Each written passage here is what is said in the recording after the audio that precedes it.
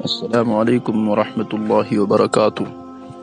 دوستو، چند دن بعد 2021 عیسوی کا اختتام اور 2022 کا آغاز یقینی ہے، لیکن اس موقع پر مسلمان نوجوان خرافات کا شکار ہوتے ہیں جو کہ اسلام کے اندر بالکل ہی ناجائز اور حرام ہیں۔ نیو ایئر نائٹ کے موقع پر خرافات۔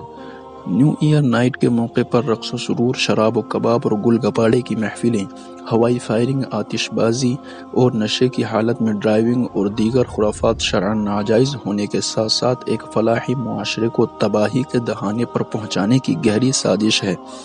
ہر سال تواتر سے اخبارات میں خبریں چھپتی ہیں کہ نیو ایئر نائٹ کے موقع پر کچی اور زہریلی شراب پینے سے کہیں 30 لوگ تو کہیں 40 لوگ اپنے انجام تک پہنچ گئے۔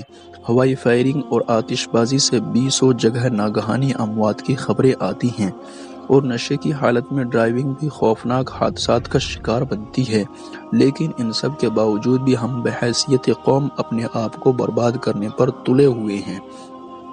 نیو ایئر نائٹ کے خرافات ایک طرف اللہ کے قہر کو دعوت دے رہے ہیں تو دوسری طرف معاشرتی اقتدار کو تباہی کی جانب لے جا رہے ہیں۔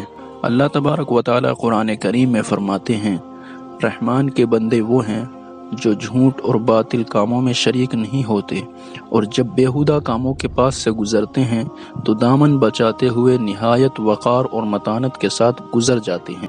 نئے سال کے موقع پر خرافات کے بالمقابل ہمارا یہ عمل ہونا چاہیے کہ ہم آخری سال پر اپنا محاسبہ کریں، اعمال کے اعتبار سے ہم نے کیا کھویا اور کیا پایا، اپنے گناہوں پر استغفار کریں، نیکیوں پر اللہ کا شکر ادا کریں، آنے والے سال کے لیے نیک اعمال کا عزم کریں۔